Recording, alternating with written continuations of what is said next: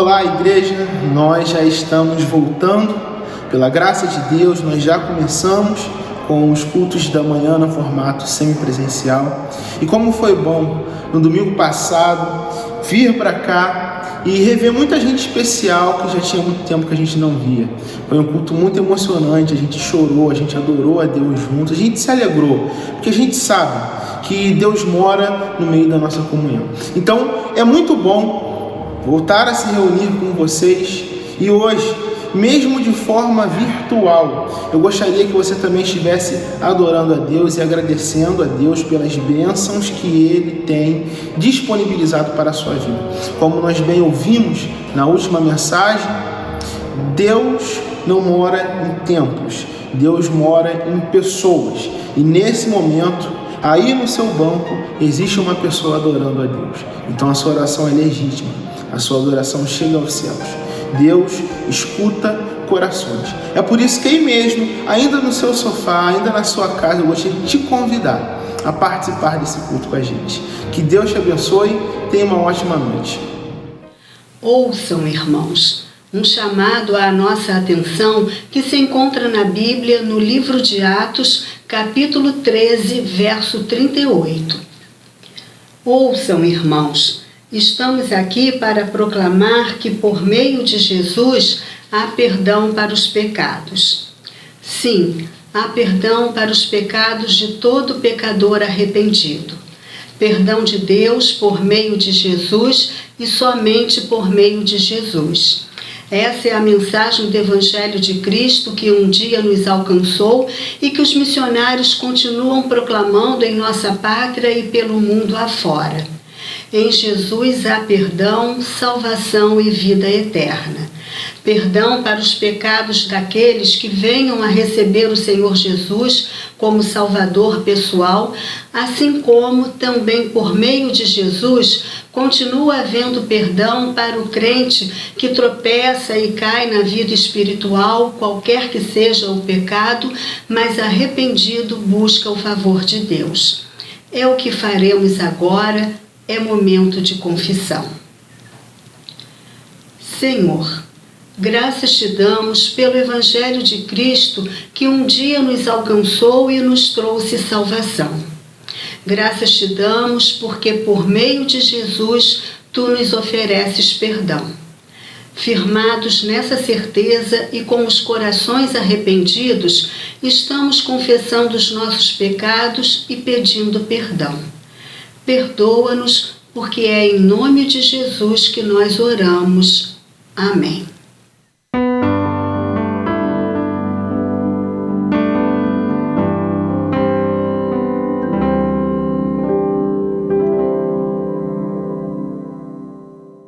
Eu vi o coração de Deus, era uma chaga aberta, sangrando demais nossa distância. Um amor assim é uma ânsia, pranteia nossa indiferença, anela por nossa presença. Eu vi o coração de Deus, era uma chaga aberta. Eu vi o coração de Deus, era uma chaga aberta. A chave é a oração, a porta é Jesus Cristo para o coração de Deus. Acredite nisso, hoje mesmo pude entrar, pés descalços descansar no aconchego do coração de Deus.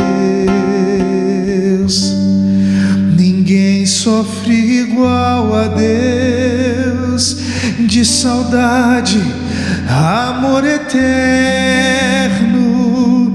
derramado, confessado, dito, revelado, demonstrado em Cristo.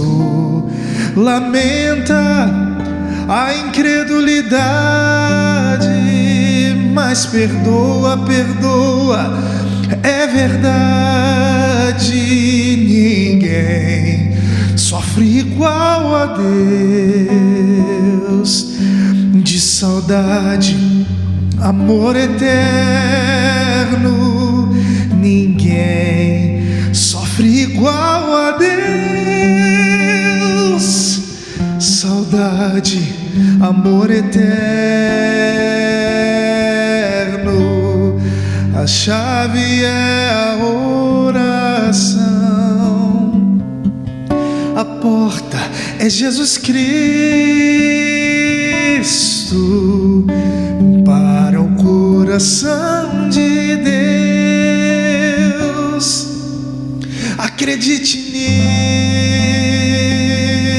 nisso, hoje mesmo pude entrar, pés descalços, descansar no aconchego do coração de Deus, no aconchego do coração de Deus.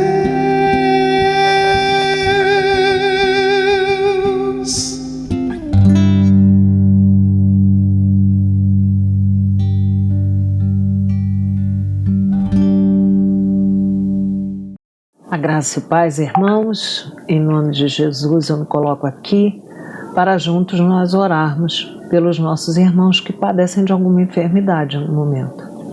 São eles: o Alfredo Pina, Ana Maria Vieira Vilar, André dos Santos, Antônia Guimarães, Aurizé Cláudio Dias de Santana, Bete Lacerda, Campos Duarte Siqueira, Clóris Pacheco, Eduardo Alves Lopes, Elias Ângelo, Eunice Oliveira Santana, Hilda dos Santos, Iedo Torres, Isabel Amélia Salles, Israel de Souza, Jefferson Silva, Joaquina Anjo, José Lino da Conceição, Dilma Celina, Dalva Celina, Diná Pinheiro, José Vaz de Melo, Paulo Moreira, Marçal de Souza Sampaio, Maria Gomes de Melo, Maria José Ribeiro, Maria Vieira Vilar, Marieta Neves, Martinha Rabelo, Regina Célia, Selma Ferreira Freitas, Silas Soares Santos, Tereza Ferreira. Oremos. Senhor Deus e Pai, em nome de Jesus, eu me coloco aqui junto com meus irmãos, Senhor, clamando, Deus, e te pedindo as tuas bênçãos, a tua bênção de cura, Senhor, sobre os nossos irmãos aqui citados que nesse momento padecem de alguma enfermidade, Senhor. Pai, em nome de Jesus, queremos primeiramente te pedir que tu os esteja visitando, Senhor, com saúde espiritual em Cristo Jesus, trazendo o teu renovo, trazendo, Senhor, o teu aconchego, o teu abraço na alma, que a tua graça esteja lançando fora dos seus corações todo o desânimo, toda a ansiedade, toda a incerteza, todo o medo, mas antes que eles sejam fortalecidos por ti, Pai. Em nome de Jesus, visita a sua saúde física, libera as tuas bênçãos, Senhor, seja de uma maneira sobrenatural, seja através de recursos médicos, seja, Senhor, na instrumentalidade de medicamentos, cirurgia, procedimentos, exames. Pai, em nome de Jesus, trata dos teus filhos, cada um deles, Senhor, para que eles possam ter o seu pleno restabelecimento, Senhor. Pai, em nome de Jesus, visita-os também na saúde emocional, para mantê-los, Senhor, fortalecidos, que eles sintam a tua presença, para que, Senhor, não haja depressão, não haja nenhum enfraquecimento, Senhor, nos seus corações, nas suas emoções, em decorrência desse momento de aflição. Estende as tuas bênçãos, Senhor, às suas famílias, aquelas pessoas que estão ao lado deles, Senhor, dando suporte, dando acompanhamento, dando o amparo necessário, sendo instrumentos teus, Senhor, nesse momento de aflição. Pai, em nome de Jesus, nós pedimos também que Tu estenda as Tuas bênçãos sobre os nossos irmãos que porventura não estejam nessa lista, mas que careçam também da Tua bênção de cura, Pai. Recebe a nossa oração com a nossa gratidão, Deus, pela certeza de que Tu estás tratando de cada um deles com o Teu amor e com o Teu cuidado. Em nome de Jesus, Teu Filho e nosso Senhor. Amém. Jesus Cristo é a única esperança. E em nenhum outro há salvação, porque também, debaixo do céu, nenhum outro nome há, dado entre os homens, pelo qual devamos ser salvos. Atos 4:12. Feliz campanha, PIB do Rio de Janeiro. Jesus Cristo é a única esperança. Eu me chamo Irislene, sou lá de Bom Jesus da Lapa, Bahia. Sou casada, tenho 3 filhos, estou atuando na Ilha da Canabrava. Meus amados irmãos, vamos juntos levar a esperança no coração do nosso povo brasileiro.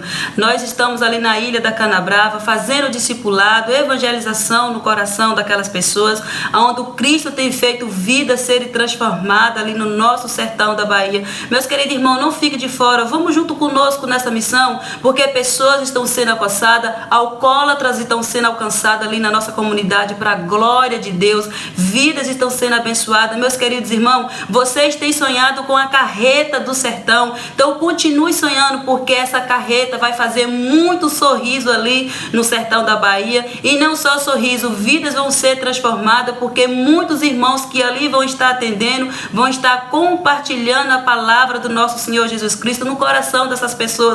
Então não fique de fora, meus irmãos, vamos juntos fazer essa campanha incrível, porque Jesus Cristo é a única esperança, e o nosso povo sertanejo precisa ouvir isso através de você. Então não fique de fora, vamos junto conosco levar essa esperança no coração do nosso povo sertanejo.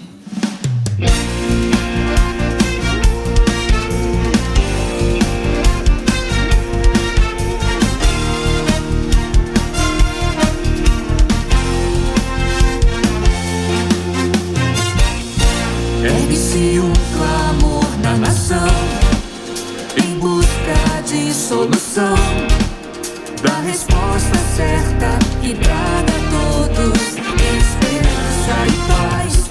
E só existe em quem é capaz de entender que só Cristo traz vida ao que nele crer, e tudo pode nossa pátria transformar. Seu povo escolhido Deus me fez pra anunciar o que Ele faz, e por amor não vou me calar, de norte a sul vou proclamar.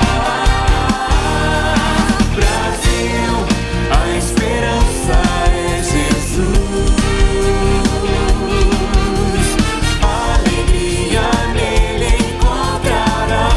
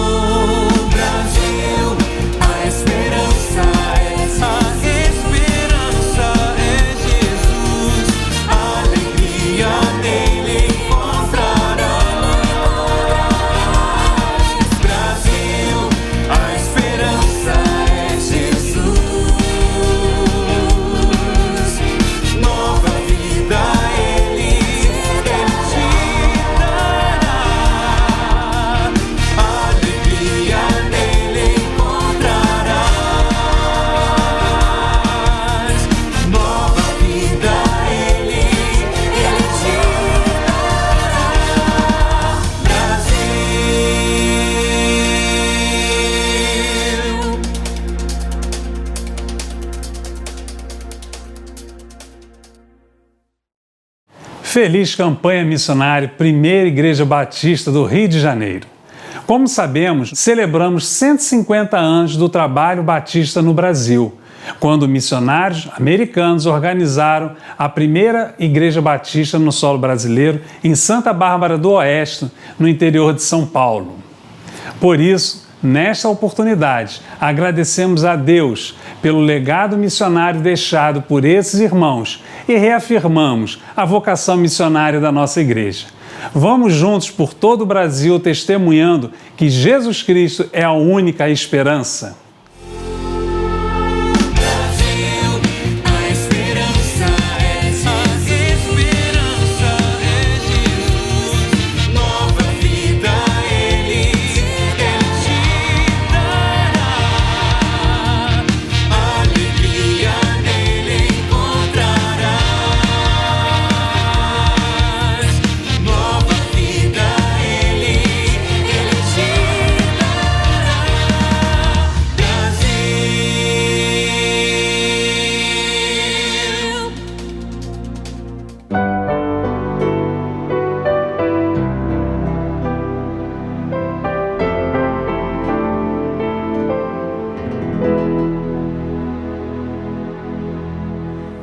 E levantando-se foi para seu pai.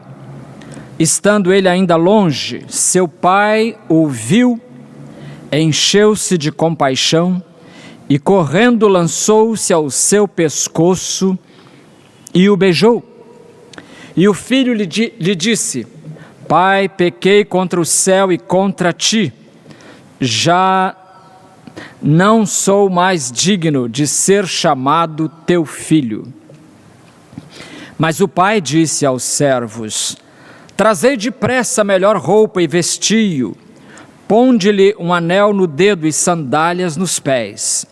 Trazei também o melhor bezerro e matai-o, comamos e alegremo-nos, porque este meu filho estava morto e reviveu, havia se perdido e foi achado. E começaram a se alegrar. Fome, fuga, fome, fé, festa. Hoje é a festa. Vamos orar. Eterno, obrigado pela festa que fizeste quando retornamos à tua presença.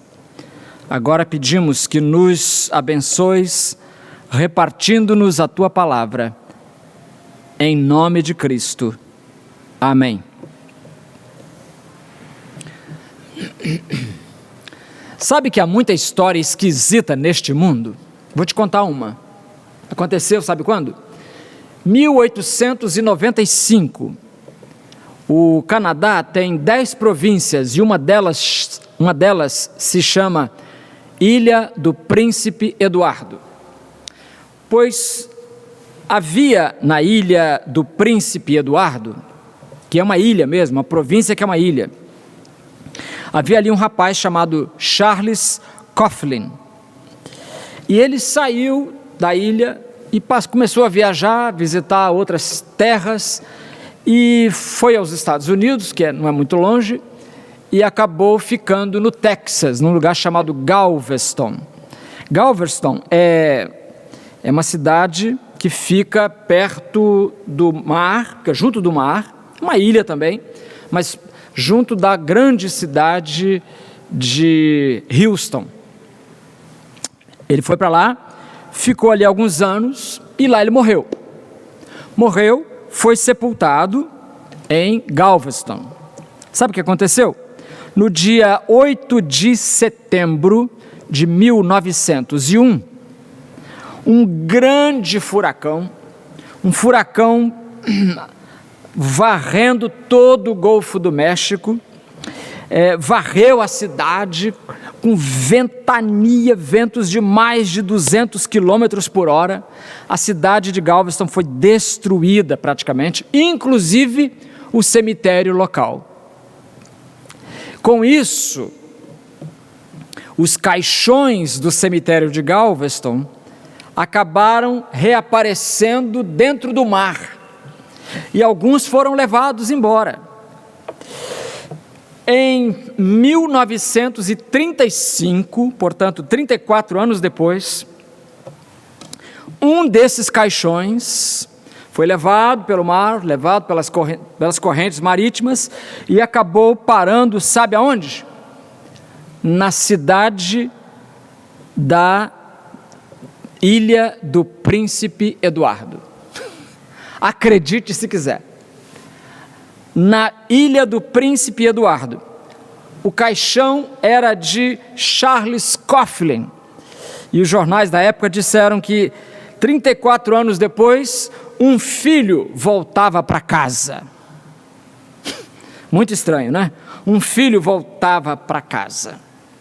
Será que é assim que nós vamos voltar para Deus? Mortos, destruídos? Essa parábola do filho pródigo, ou parábola do filho perdido, que eu preferiria, tem um final diferente. Aquele rapaz não morreu lá no país distante, ele tomou a decisão de voltar para casa e voltou. O primeiro pastor presbiteriano no Brasil chamava-se José Manuel da Conceição. Ele havia sido padre, ouviu o evangelho e se converteu, e por ter sido padre, ele foi muito, mas muito perseguido, como você pode imaginar. Ele morreu em 1873, imagina, naquela época. Então, ele estava pregando certa vez na cidade paulista de Pindamonhangaba, e um homem foi lá ouvi-lo para insultá-lo, para xingá-lo, para persegui-lo, para perturbar a vida do ex-padre José Manuel da Conceição. Só que o José Manuel, pregador, neste dia pregou este texto, a parábola do filho pródigo. E quando ele descrevia o filho distante, o homem que foi ali para perturbar a ordem e para insultar o pregador, começou a chorar e chorava convulsivamente. Foram perguntar por quê, sabe o que era? Ele tinha um filho que havia feito exatamente isso.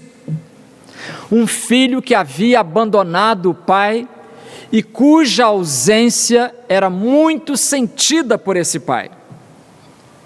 Meus amigos, faminto, com frio provavelmente, fracassado, o filho perdido fez o caminho de volta e fez isso na esperança de ser contratado pelo pai. Não foi para voltar para ser perdoado como filho, não, foi para ser contratado como empregado. Ele queria trabalhar na fazenda em troca de comida, porque a comida dos empregados da fazenda era melhor do que a comida que ele comia lá na terra distante junto com os porcos. Pelo menos a comida era melhor. Voltou, e o que aconteceu? O pai deu uma festa, por essa ele não esperava. O pai deu uma festa, por isso que a nossa série é Fuga, primeira mensagem, Fome, Fé, Festa. E domingo que vem a gente termina com Fúria. Mas vamos ficar na festa. A festa teve 3 ingredientes: recepção, reabilitação e regozijo. Recepção, reabilitação e regozijo. A festa, em primeiro lugar, teve principesca recepção. Do ensaio lá na terra distante, lembra que eu falei? Ficou ensaiando. Do ensaio, aquele rapaz passou à ação. É como se o Senhor Jesus, que conta a história, quisesse nos ensinar como fazer uma festa. E eu acho isso extremamente maravilhoso, partindo de Jesus. Por quê? Porque a tradição pinta-o com um rosto desanimado. Jesus, a tradição pinta Jesus com um rosto desanimado e derrotado. A figura de um Jesus festeiro não é muito popular, embora o Novo Testamento deixe vislumbrar um Jesus alegre. Diz assim Mateus 11, 18 e 19, Jesus falando: veio João, que não comia nem bebia, e dizem, tem demônio. E veio o Filho do Homem, comendo e bebendo, e dizem, é um glutão e beberrão, amigo de publicanos e pecadores. O filho volta para casa. A festa vai começar. A festa vai começar. E já começa com a banda de música da recepção. A Bíblia diz que houve música naquela festa. O mesmo Pai espera hoje por você, meu querido amigo. O Pai o abraçará, em vez de afastá-lo com o braço. Recepção. Muito bem-vindo. Em segundo lugar, a festa teve pronta reabilitação. Versículo 22 diz, mas o pai disse aos servos, trazei depressa a melhor roupa e vestiu, ponde-lhe um anel no dedo e sandálias nos pés.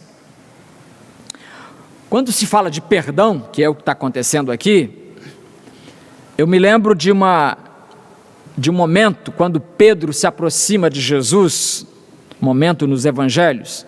Pedro se aproxima e diz, Mateus 18, 21, aproximando-se dele, Pedro perguntou-lhe, Senhor, até quantas vezes deverei perdoar meu irmão que pecar contra mim? Até 7 vezes? Até 7 vezes. E eu acho que você deve se lembrar da resposta que Jesus deu a ele. É o versículo seguinte, Mateus 18, 22. Jesus lhe respondeu, não te digo que até 7 vezes, mas até 70 vezes 7.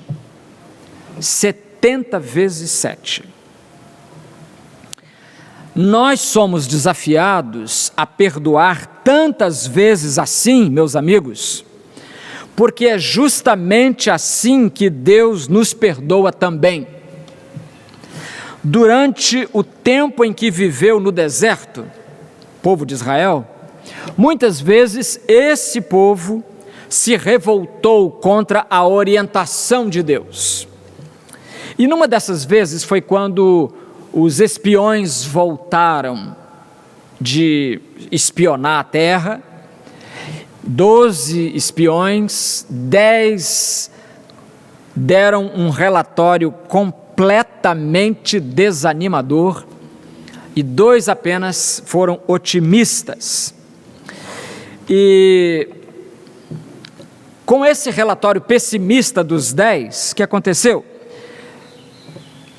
O povo ameaçou destituir Moisés da liderança, ameaçou em seguida dar posse apressada a qualquer um que pudesse liderar o povo para voltar para o Egito.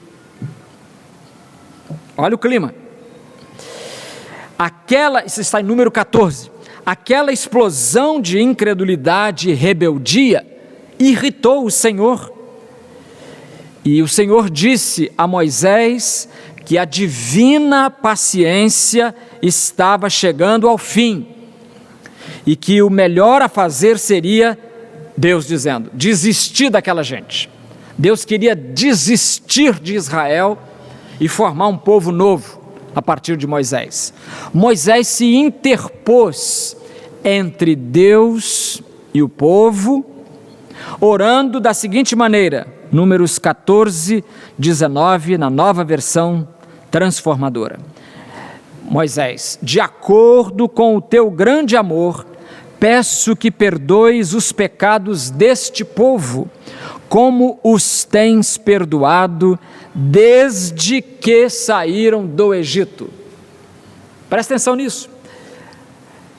Tens perdoado este povo desde que saíram do Egito. Notou isso, amigo? O perdão de Deus não é uma experiência de última hora, um improviso, ou de uma vez só e acabou. Não. Havia todo um histórico de perdão da parte do Senhor para com o seu povo. Ou seja, Deus é expert em perdoar. E se Ele manda a gente perdoar não só até 7 vezes, mas até 70 vezes 7, ou seja, indefinidamente, sem a preocupação de marcar aqui com um alfinete todas as vezes que perdoamos alguém. Então, se Deus é assim, Ele espera que nós também assim procedamos. Ao voltar para casa, o filho perdido ganhou 3 presentes. Segundo o versículo 22. Primeiro, ao voltar para casa, o jovem ganhou roupa de qualidade. Ganhou roupa de qualidade. Lucas diz que foi a melhor roupa. O pai pede que os empregados tragam, verso 22, trazei depressa a melhor roupa. As roupas sujas e gastas do pecado, as roupas da velha vida, elas não combinam com a nova condição do filho. Ao voltar para casa, esse filho adquire uma nova condição. Alguns comentaristas observam que a melhor roupa da casa pertenceria ao pai. E o pai abre mão dessa propriedade, dando-a a este filho, que já levou a sua parte da herança e torrou lá fora. Você lembra disso? Então o pai está sempre cheio de perdão. É com 5 perdões na mão que o pai nos recebe sempre. É como diz um amigo meu, pastor lá no Paraná, Deus sempre tem uma roupa nova arrumada no guarda-roupa para vestir naqueles que voltam. Então, a melhor roupa. Em segundo lugar, ao voltar para casa, o jovem ganhou um anel especial. Segundo alguns, especula-se que talvez fosse esse anel um sinete da família. Um sinete era um objeto, especialmente um anel, usado para imprimir uma imagem na cera de um documento como uma prova de sua origem. Esse sinete é tradução do latim signetum, que é um diminutivo de signum, sinal, né? Então seria um sinal de honra, de confiança e de superioridade. Era o sinal de reintegração desse menino no ambiente familiar. Mas deu mais. Além da roupa e além do anel, ao voltar para casa, o jovem ganhou um par de sandálias. Um par de sandálias. Normalmente, os escravos não usavam sandálias, embora carregassem as sandálias dos donos amarradas em seus corpos. E Deus nos recebe assim, não como escravos. Veja que o filho voltou para casa pensando em ser contratado como empregado em troca do feijão. Mas Deus o recebe, o pai o recebe, é uma figura de Deus, e não o quer como empregado, nem como escravo, mas o quer como filho, como filho. É assim que Deus nos recebe de volta. Há uma história contada por Wilbur Chapman, de um homem que se levantou para dar no culto o seguinte testemunho: um dia, há muito tempo, desembarquei nesta cidade, é uma cidade da Pensilvânia, desembarquei nesta cidade como um vagabundo. Por um ano inteiro vivi nas ruas como um mendigo. Isso é o homem falando. O homem está lá no microfone falando.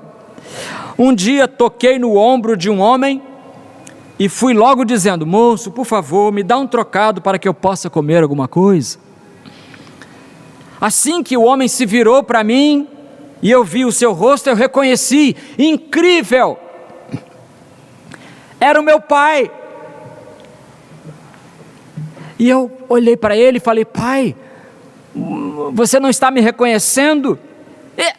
Ele tomou aquele susto e quase me esmagou com um abraço tão apertado e gritou: eu te encontrei, tudo que eu tenho é seu. Pense nisso, meu amigo, diz o homem lá no microfone ainda. Pense nisso, eu, um vagabundo, implorava a meu pai alguns centavos. Quando havia 18 anos, ele estava me procurando para me dar do bom e do melhor. Em terceiro lugar, além de recepção e reabilitação, a festa teve pleno regozijo. Versos 23 e 24. Trazei o melhor bezerro e matai-o, comamos e alegremo-nos, porque este meu filho estava morto e reviveu, havia se perdido e foi achado. E começaram a se alegrar. É o verbo aqui mais importante, porque a volta para casa é motivo de festa, é motivo de churrasco. E quem disse que crente não se diverte? Tem gente que acha assim, acha que crente é um infeliz que sofre dia e noite, a vida inteira. Eu tenho uma pergunta para você. Ouvindo essa história, ou lendo essa história do filho perdido que volta para casa, a pergunta é: quem você acha que é o herói dessa história? Muita gente pensa que o herói dessa história é o filho, porque é o personagem que é mais mencionado, não é verdade? Mencionado mais vezes, mas não é mesmo. O verdadeiro herói dessa história é o pai, que ao ver o filho cambaleando no horizonte, desce a escada da sua casa às pressas e vai correndo abraçar aquela conlurbe ambulante que era o seu filho agora. Tocado de compaixão, diz a Bíblia que o pai lançou-se ao seu pescoço e o beijou. Certamente o pai beijou um pescoço sujo, um rosto empoeirado, para dizer o mínimo, e foram comemorar. Conversão rima com comemoração. Quem comemora? No caso de uma conversão, 3 pessoas, 3 elementos, melhor dizendo, se alegram. Em primeiro lugar, o céu. O céu comemora o retorno do homem a Deus. A Bíblia diz que conversão gera festa no céu. É como se Gabriel afinasse a sua guitarra, Miguel corresse para a bateria, Rafael empunhando o microfone, e todos soltam a voz num uníssono vibrante: vencido tem Jesus. Toda vez que há um pecador se arrependendo, toda vez que há um filho voltando, toda vez que há alguém se reconciliando, é como se no céu se cantasse esta letra: vencido tem Jesus. Então no céu, o céu comemora. Em segundo lugar, a igreja na terra comemora o retorno do homem para Deus. A igreja se sente recompensada por ter ido e pregado o evangelho a toda a criatura. A igreja sente que está participando do ministério de Cristo. Aqui em nossa igreja, durante este mês de outubro, estamos celebrando o mês de missões nacionais. O que é isso? O que é isso? É o esforço da nossa igreja junto com as outras igrejas batistas do Brasil, no caso delas em setembro, para que o evangelho chegue aos mais distantes e longínquos rincões da nossa pátria. A igreja também celebra. O céu, a igreja, em terceiro lugar, o evangelista comemora o retorno do homem a Deus. Porque, meu irmão, a pessoa que convidou alguém para vir a Cristo, essa pessoa, quando vê a obra do Espírito Santo sendo realizada naquele coração, essa pessoa vai dormir mais leve naquela noite. ela vai dormir mais leve, mais feliz. Eu tenho visto isso acontecer frequentemente. Pessoas que convidam, agora no caso da pandemia, pessoas que enviam o link e depois dão um retorno para a gente. Pastor, mandei o link do culto para meu irmão lá no Acre, e olha, ele a partir dali começou a ouvir a palavra de Deus. Meus irmãos, é alegria também para o evangelista. Então é assim, são 3 entes, 3 elementos que celebram essa alegria. É o céu comemorando, a igreja na terra e o evangelista mais do que ninguém. Eu quero terminar com uma história que eu li, já não me lembro onde, tentei essa semana localizar a fonte da história, mas não consegui. A história de uma adolescente rebelde e que, assim se comportando, dava muita tristeza aos seus pais. E eles, crentes piedosos, ensinaram a essa jovem o caminho de Deus, mas ela não queria, e um dia foi franca e até agressivamente franca, disse para os seus pais: não quero o seu Deus, desisto, vou embora. Pegou a mochila e foi embora. Foi mesmo, foi embora. Mas uma coisa é vou embora, outra coisa é sustentar essa vida lá para onde foi. Então a moça descobriu que não era fácil viver sozinha, porque tinha que arcar com as despesas com a alimentação, tinha que pagar o seu almoço, seu jantar, tinha que comprar as roupas todas, tinha que ter um lugar para morar, ou seu próprio, ou alugado, enfim, tudo era muito caro. E sem conseguir emprego, meus irmãos, essa mocinha começou a passar fome, e para não morrer de fome, ela entendeu que deveria se prostituir. Olha aonde chega o desnível de uma vida quando nós abandonamos os valores defendidos e divulgados pela palavra de Deus. Tempos depois, o pai morreu e ela nem ficou sabendo. A mãe continuou envelhecendo, triste. A filha nunca mais tentou contato. Um dia, quase que por acaso, a mãe soube que a filha estava numa zona de prostituição daquela cidade. E sabe o que a mãe fez?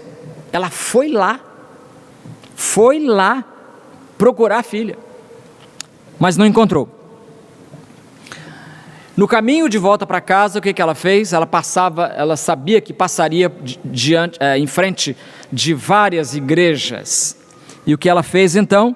Ela pediu licença e deixou em cada uma dessas igrejas uma foto sua com uma inscrição, com uma frase escrita à mão: eu ainda amo você, volte para casa. Eu ainda amo você, volte para casa. Quando a fome aperta, as pessoas dão o seu jeito. A moça foi a uma igreja um certo dia onde se distribuía sopa para os miseráveis, e ela entrou na fila, e em dado momento seu olhar se voltou para um quadro de avisos onde havia uma foto, e ela olhou e pensou: eu reconheço aquela foto, será? E foi lá perto para ver, para tirar a prova, e leu, era sua mãe sorridente, envelhecida, mas ainda feliz e sorridente, e escrito: eu ainda amo você, volte para casa. E ela pensou, tantas vezes ela pensou em voltar para casa, mas achava que não seria recebida e que era muito vergonhoso voltar naquela condição. Mas um dia, então, essa mensagem da fotografia ficou na sua cabeça: eu ainda amo você, volte para casa. Então ela se animou a voltar, fez o caminho de volta, aproximou-se de casa, estava com medo, Não sabia bem o que fazer, nem como se comportar. Bateu a porta, e no que bateu, a porta se abriu. Ou seja, a porta estava entreaberta, e ela ficou com medo, pensou: ai meu Deus, alguém arrombou essa porta. E preocupada, correu para o quarto, pensando que talvez alguém tenha feito mal para a mãe. Chegou no quarto, a mãe estava dormindo. Acordou a mãe: mãe, sou eu, voltei para casa. A mãe nem podia acreditar. Abraçou-se a filha em lágrimas. Mãe, eu fiquei tão preocupada quando vi a porta aberta, porque achei alguém fez mal à minha mãe.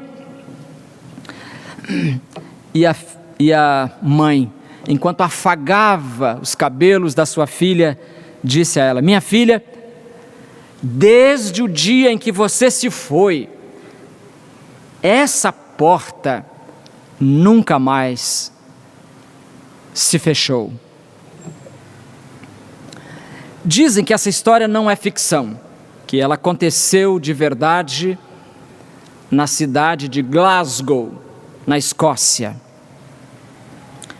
Mas certamente ela não aconteceu apenas em Glasgow. Ela está acontecendo agora em muitos lugares do mundo. E eu peço a Deus que você também volte, porque Ele diz: eu ainda amo você. Volte para casa. Ó Deus, obrigado pelo teu muito amor para conosco, reconciliando-nos, abrindo-nos a porta, dando uma festa. Ó Senhor, não temos palavras para agradecer, não sabemos dizer a profundidade da alegria que o nosso coração experimenta por termos sido amados por Ti a esse ponto, ao ponto de teres enviado o Teu Filho para realizar plenamente a nossa reconciliação contigo. Ó Deus, traz alguém de volta nesta noite, em nome de Jesus. Amém.